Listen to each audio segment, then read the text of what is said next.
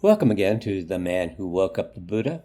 This is Season 2, Episode 11, Enlightenment Is for Sissies.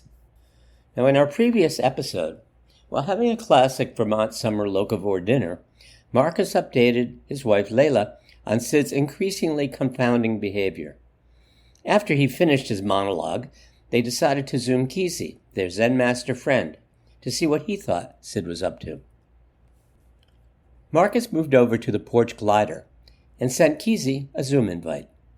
Seconds later, he was there, face plastered with his legendary, inscrutable, yet somehow maniacal grin, wearing an I Heart Silence sweatshirt with "in moderation" in small letters underneath. Kesey was sitting with his laptop on a cushy ancient armchair in the one-room 12 by 16 cabin he'd built when he first bought the property. It was constructed in authentic neo-hippie style, with a moss-covered wood-shake roof that leaked in winter, shiplapped unpainted siding, plywood subfloor he'd never got around to flooring, and sheetrock walls that he never got around to taping. He far preferred it to the immaculate, one-story, low-roof, Japanese-style meditation hall, with rice paper screens and a tatami-matted floor that he and his students built when there was no longer enough room for all of them to meditate together in the cabin, and there was a general consensus he shouldn't be giving Dharma instruction to female students on his bed. Now, no one was allowed to visit him in the cabin, except Marcus and other not at all devoted friends who showed up from time to keep him honest. The only amenity was the most expensive espresso machine he could find. His students enjoyed the fact that he drank espresso instead of green tea. It reflected the kind of edgy behavior they expected from a true American-style Zen master.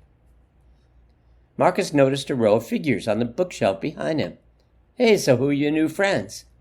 "Oh, those guys? The 7 dwarfs." "You're doing a class for 5-year-olds now?" Marcus asked. "No, they're already enlightened. It's for when their parents come to me for guidance. I start by asking them whether they're feeling bashful, dopey, grumpy, sleepy. You know the drill." Off-screen, Leila laughed. She got up and came over to the glider with her paperwork so she could read reports while waiting for them to finish their preliminary puerile banter, as she called it. "Leila, what a sight for sore eyes." "I'm off-screen, Keys," she sighed. "A guy can dream." "Shouldn't you be doing some after-dinner Dharma talk or something?" Marcus interrupted. "Oh, Sasha's doing it. She knows way more about the teachings than I do, or at least that I remember." "So what are you doing?" "Discussing enlightenment with Claude." "Who's Claude?" "AI, where you been, buddy?" "Oh, that Claude. And how does Mr. Claude feel about enlightenment?" Kesey did a little clicking and looking down at his screen. "Let's see, he claims enlightenment is a spectrum of awakening that humans can taste, return to, and sometimes live from." "You gotta unsubscribe to that thing, Keys." "And write my own Dharma talks again? You kidding?" "You don't." "Well, not really," Kesey grinned.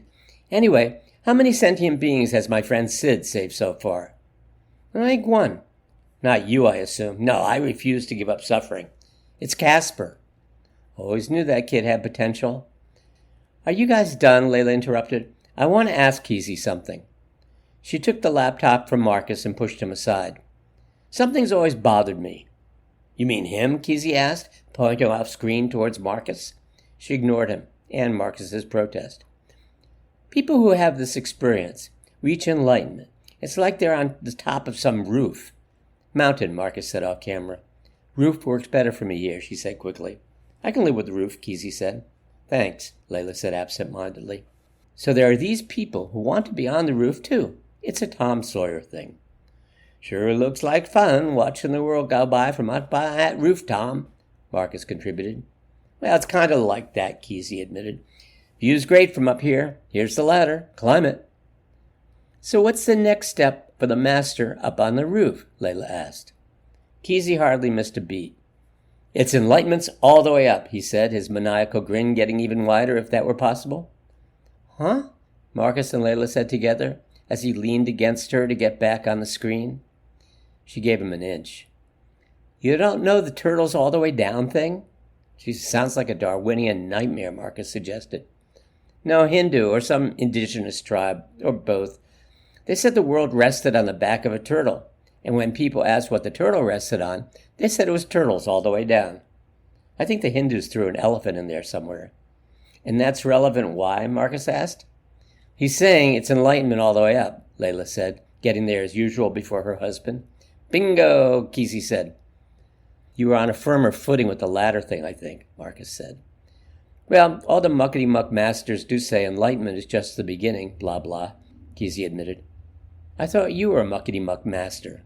No, I'm just a rich kid from Boston who can turn a phrase. Marcus laughed, but Leila brushed it off.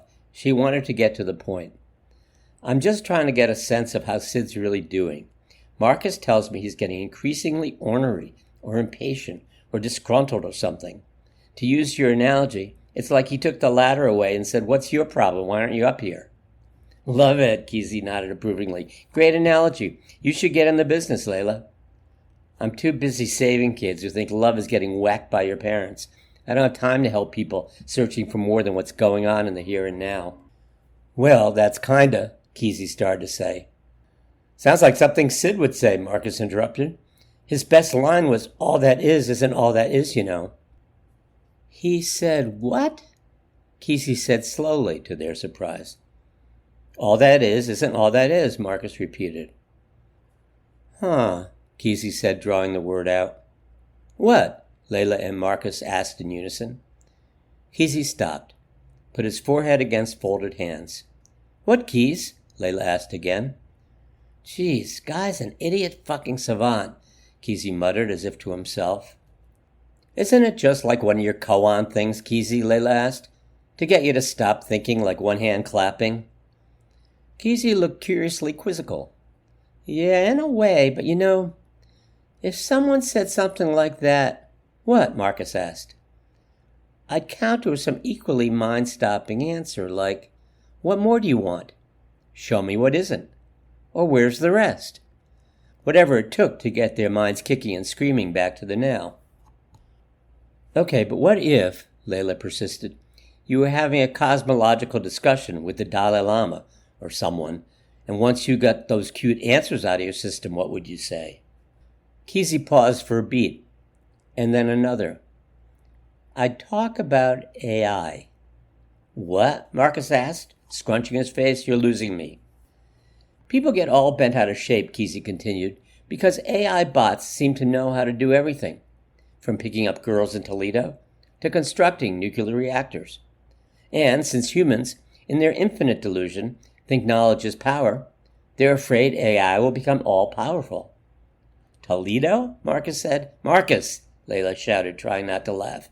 Her name was Teresa, but she was no saint. Keys! Leila laughed and shouted louder. Back on point. I'll tell you later, Marcus. Okay, Leila, it's like this.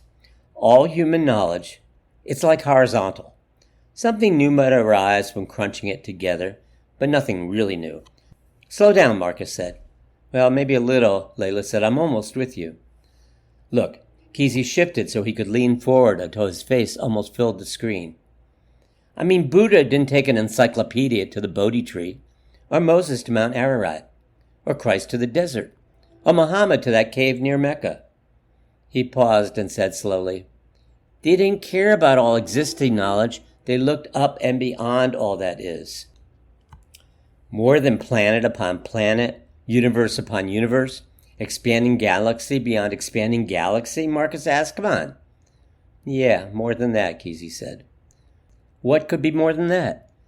Exactly, Kesey said. He paused and shook his head. After all these years. What? Leila asked. God didn't give us a brain just so we could figure out how to stop it from thinking. Good point, the Buddha thought.